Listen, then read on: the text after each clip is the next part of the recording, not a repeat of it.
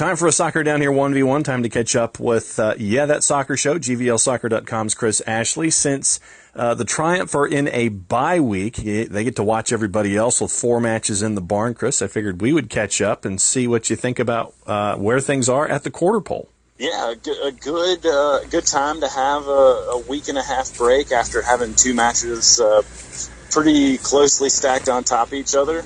So looking good in that respect, and looking good on the table side of things too. 10 points out of a possible 12 through 4 matches is.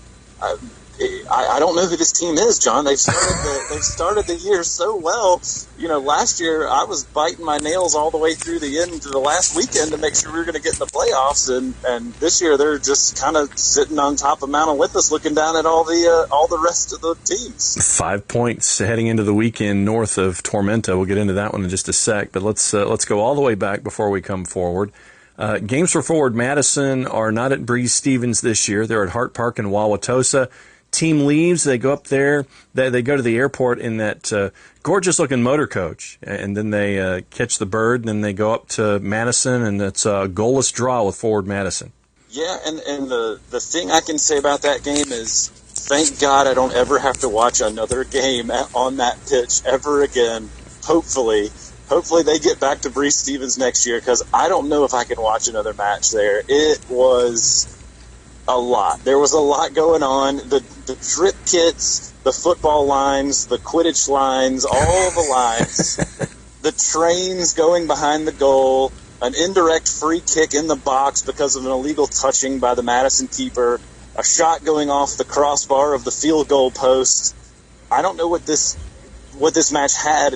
It didn't have, except for a goal. It was a match where I think Greenville, they looked good at times. They had some moments where they didn't look as great, but they were very thin going up there. I think it was only 3 field players on the bench for Friday night in Madison. Obviously, I know there was a lot of thoughts about COVID. There's a couple injuries. Don't really know all the situations there, but for whatever reason, didn't have a ton of depth. You had two new center back pieces, although I think Tyler Pollock slid into the middle. But you had Cesar Murillo and Trevor Schwartz getting the start up there on the back line, which I think all of that considered, all the things considered on the road in Wisconsin, all the craziness of that match, 2 new pieces on the back line, to walk out of there with a point against a very good Forward Madison team, I think it's an okay result to me.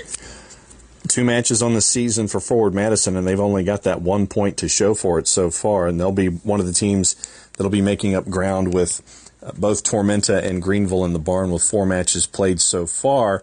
Then the rivalry match, and what did the wager end up between the owners? What was it? I know barbecue was a part of it. Do you remember the whole thing? I do. It's a very Southern Derby type wager with barbecue, beer, and coffee.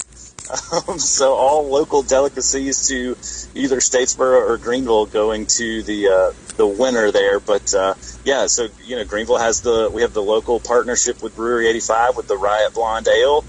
We have our own blend of coffee from one of the local coffee shops up by where the team trains, and then look, local barbecue. You can't ever turn your nose up at some good barbecue. And it took a while, but it ended up that JJ ends up getting credit for it, and it ends up with full points. Yeah, I mean, this was a match where, Tormenta and Greenville, these 2 teams, they know each other so well. John Millerisi compared him and John Harkes' matchups to this chess match. These 2 masters kind of figuring out how it goes. This is the 6th matchup all time between these teams. They met 5 times last year, 4 in the regular season, 1 in the Open Cup. They were 2-2-1. And then now Greenville kind of taking the advantage on the total series there with a 3rd victory. But it was really even. And this is a team, Tormenta's a good team, and last year I think they were better than they finished. Some injuries plagued them down the stretch, and honestly, I think this was a match that if it turned out a draw, I wouldn't have been totally frustrated with it based on the way it went. You had some pieces come in late. Honestly, Dallas J, a couple saves really kept Greenville in the match. putting some fresh legs on, and JJ and my guy Lachlan McLean, he nearly scored it. That was his goal. JJ got the deflection there, but it was a good victory, and it's one that I think at the end of the season is going to make a big difference for Greenville. I think it's a win like that and a point on the road in Madison. These past 2 matches, that's going to be the difference that I think is going to get this team into a final at the end of the year.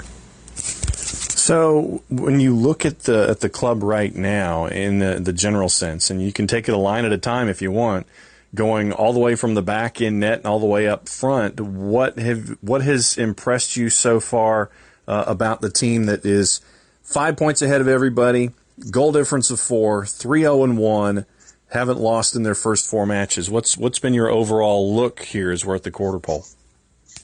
Well, I talked on the last show about this new high pressing back line and just like fully pressing the team forward at the beginning of the match and trying to absorb that pressure, and it has been nerve-wracking through every match. But what I've realized is this team that's exactly their goal. Their goal is let's push it hard, let's push it fast, but let's absorb that pressure, and that's what teams are doing to Greenville too. The teams that have had success early on, they're high pressing, attacking the ball, not letting Greenville get out of their half. But as long as Greenville can get through that for 20, 25 minutes and not give up a goal, that's where they start to figure it out and start to get the juices flowing. They're having a lot of success down the wing.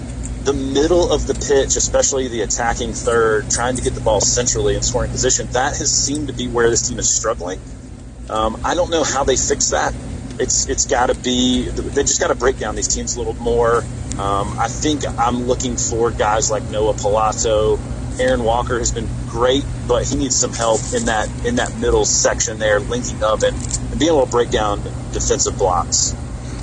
Looking at what's going on this weekend, the 2 Florida sides are the only ones that don't have any points on the board so far. Orlando City B is making their way all the way up to New England to take on the Baby Revs, or the Little Revolution. I don't know what you would call a Little Revolution. Maybe a coup? I don't know. I've been calling them New 2. Yes. Oh, there you go. Okay, New 2. So New 2 gets a home game this weekend. Other action, Richmond and Forward Madison. That's at City Stadium. Tormenta has a chance to close that 5-point gap, hosting Fort Lauderdale CF at Irk Russell on Saturday night. North Texas hosting Chattanooga Red Wolves, and FC Tucson hosting Union Omaha. So as you look at that gaggle of folks that are from 5 points down to 3, there's a group there that is chasing, but I think Tormenta has the opportunity to close the gap, that 5-point gap coming into after the weekend's up. Yeah, I think Tormenta definitely has a chance to separate themselves a little bit. But again, they're playing a Miami side that's going to be down a couple guys, and I don't know that they're going to. I think they're going to get a result there for sure, and probably going to get the full points. But the matches I'm really interested in seeing are Chattanooga and North Texas. We saw North Texas lose to the new Union Omaha last weekend, and Omaha not only lose to them, it's one thing to beat North Texas, another thing just to incredibly frustrate them. Teams didn't do that a lot last year, and Omaha did. So I'm sure Chattanooga's been watching that game tape. Now, the way Chattanooga's set up to play, I don't think they're going to take a lot from that. But I'm interested to see that match, and I'm really interested in the Madison-Richmond match. I think those are 2 teams that are going to be right there in contention to get into the final. And I think this match is going to be a big one for both teams, and both teams are going to want to get all 3 points there, especially Madison, sitting on only 1 point for the season so far. Blatant plug. What's going on at GVLsoccer.com and at YTSS these days?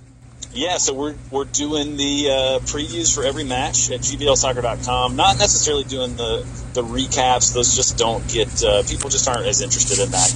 You've seen the match. You don't need to read someone else's opinion of it. And then the podcast, cranking up the podcast to talk about matches, doing previews and recaps. So yeah, that soccer show. You can follow us at YTSS Podcast on Twitter. And GVLsoccer.com is where you can read all of the coverage for the Greenville Triumph. And if they want to follow you individually on the Twitters, how do they do it? If you want to follow me, follow GVL Soccer Guy. I have, spicy takes and less spicy takes, but try to keep most of that content soccer related. And I know that. What have you thought about the leaked Leeds kit? Well, the only one I have seen is the blue and kind of greenish stripes, and it's I'm good with it. It's kind of a throwback to some of the older kits. I'm sure the primary is going to be white, but yeah, Leeds doesn't get too far out there. I'm just happy they're going with Adidas and not the skin paint that is the Keppa partnership they've had for the past several years. You ain't kidding. Chris, as always, thanks for hanging out with us and dropping your knowledge on Greenville Triumph at the quarter pole. We will be catching up with you next week for the previews as they head toward Match 5. Thanks for hanging out with us for a 1v1. Sounds great. Thanks, John.